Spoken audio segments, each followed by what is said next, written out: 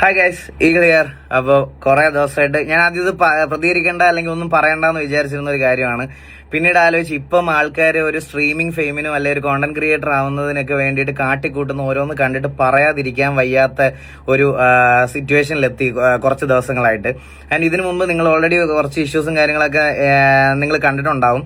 പക്ഷെ ഇതെനിക്ക് പറയാതിരിക്കാൻ വയ്യ ഗൈസ്. ഞാൻ ഇപ്പം എല്ലാവരും ഒരു കണ്ടന്റ് ക്രിയേറ്റർ അല്ലെങ്കിൽ ഒരു സ്ട്രീമർ ആവാൻ വേണ്ടി ഷോർട്ട് കട്ട് യൂസ് ചെയ്യുന്ന ഒരു പരിപാടി ഇപ്പൊ എല്ലാവരും കണ്ടുകൊണ്ടിരിക്കുന്ന ഒരു കാര്യമാണ്. അതായത് എല്ലാവരെ പോലെ ഒരു ക്രിയേറ്റർ ആവണം, മറ്റേ ഫോളോവേഴ്സ് ഒക്കെ വേണം, വണ്ടി മേടിക്കണം, കാശ് വേണം, അങ്ങനത്തെ ഒരു ഇതിലോട്ട് വന്ന് എല്ലാവരും അതിനുവേണ്ടി ഷോർട്ട് കട്ട് യൂസ് ചെയ്യുക ഗൈസ്. മെയിനായിട്ട് എനിക്ക് പറയാനുള്ള ഒരു കാര്യം എന്ന് പറയാം, ഇപ്പം നിങ്ങൾ ഈ ഫെയിമിൽ നിൽക്കുന്ന ആയിട്ട് കാണുന്നതായിട്ടുള്ള സ്ട്രീമേഴ്സ് ആയിക്കോട്ടെ, കണ്ടന്റ് ക്രിയേറ്റേഴ്സ് ആയിക്കോട്ടെ, ഇവരൊന്നും നേരെ വന്ന് ഒറ്റ ദിവസം കൊണ്ട് ഒരു കോൺട്രവേഴ്സി ഉണ്ടാക്കി മാത്രം ആൾക്കാരുടെ പ്രീതി പിടിച്ചു പറ്റിയതോ ഇഷ്ടം പിടിച്ചു പറ്റിയതോ ഫോളോവേഴ്സ് പിടിച്ചു പറ്റിയതോ ആയിട്ടുള്ള ആൾക്കാരല്ല. അത് നിങ്ങളുടെ വെറും തെറ്റായ ചിന്താഗതിയാണ്. നേരെ വന്നിട്ട് ഇപ്പോൾ ടോപ്പായിട്ട് നിൽക്കുന്ന ആൾക്കാരെ മോക്ക് ചെയ്യുക, അല്ലെങ്കിൽ സമൂഹത്തിൽ ഡിസ്കഷൻ ആവുന്ന എന്ത് ആക്ടിവിറ്റി വേണമെങ്കിലും എത്ര എക്സ്ട്രീം ചെറ്റത്തരം കാണിച്ചിട്ടാണെങ്കിലും റീച്ച് ഉണ്ടാക്കി ഒരു സ്ട്രീമിംഗ് ചാനൽ തുടങ്ങുക, അല്ലെങ്കിൽ ഒരു കോണ്ടന്റ് ക്രിയേറ്റർ ആകുക എന്നുള്ളൊരു സാധനം അതിലേക്ക് എത്തിക്കഴിഞ്ഞ് ഇത് ഞാൻ പറഞ്ഞില്ലേ ഗൈസ്, ഇയേഴ്സ് ആൻഡ് ഇയേഴ്സ് ആയിട്ട് സ്ട്രീം ചെയ്തും കണ്ടന്റ് ക്രിയേറ്റ് ചെയ്തും ഒക്കെയാണ് ഇപ്പൊ ടോപ്പിൽ നിൽക്കുന്ന കുറെ ആൾക്കാർ അതിലേക്ക് എത്തിയത്. ഞാൻ തന്നെ കഴിഞ്ഞ ഒരു 8-9 വർഷമായിട്ട് ഞാൻ സ്ട്രീമൊക്കെ ചെയ്തുകൊണ്ടിരിക്കുന്ന ഒരാളാണ്. എനിക്കൊരു റെക്കഗ്നൈസേഷൻ കിട്ടിയത് പോലും ഒരു 3-4 വർഷം മുമ്പാണ്. എന്നെ മോസ്റ്റ് ഓഫ് ദ ആൾക്കാരൊക്കെ റീൽസിലൊക്കെ എൻ്റെ അടുത്ത് പറയാം, ഞാൻ കമന്റ് ഇടുന്ന ഓരോരുത്തരൊക്കെ എന്നെ കൊണ്ട് കാണിക്കാറുണ്ട്, വീഡിയോയുടെ അടിയിൽ മറ്റേ താറാവിനെ പോലെ ചിരിച്ചുകൊണ്ടിരിക്കുന്ന ചേട്ടൻ. ഇത് എൻ്റെ അടുത്ത് നേരിട്ട് വന്ന് ചോദിച്ചിട്ടുള്ള ആൾക്കാരാണ്, മറ്റേ റീൽസിൽ കാണുന്ന ചേട്ടനല്ലേ. ഞാൻ എന്റെ സ്ട്രീം കാറ്റഗറി എന്ന് പറയുന്നത് ഗെയിമിംഗ് ആണ് ഗൈസ്. ഞാനൊരു ഇത്രയും വർഷമായിട്ട് ഞാൻ ഈ പറഞ്ഞത് ഗെയിമാണ് ഞാൻ സ്ട്രീം ചെയ്യുന്നത്.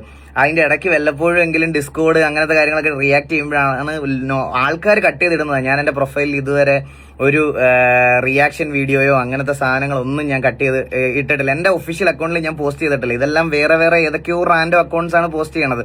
അതിനൊന്നും ഞാൻ കോപ്പിറൈറ്റ് കൊടുക്കാറുമില്ല.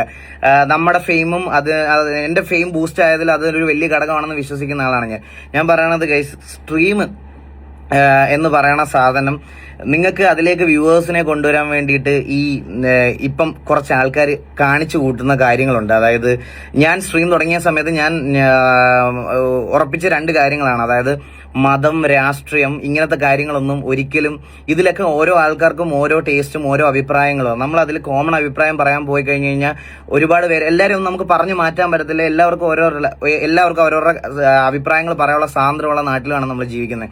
അപ്പൊ നമുക്ക് ഈ പറയണത് പോലെ എല്ലാവരെയും ഇംപ്രസ് ചെയ്യാൻ പറ്റാത്ത 2 മെയിൻ കാര്യങ്ങളാണ് ഇത് രണ്ടും. മതമാണെങ്കിലും ഈ പറയണത് പോലെ പാർട്ടി ആണെങ്കിലും ഇതൊന്നും അധികമായിട്ട് ഹെൽത്തി അല്ലാത്ത രീതിയിൽ ഞാൻ ഇതുവരെ എന്റെ ലൈവിൽ ക്രിട്ടിസൈസ് ചെയ്യുവോ അല്ലെങ്കിൽ എടുത്തു പറയുകയോ അങ്ങനെ ഒന്നും ചെയ്തിട്ടില്ല.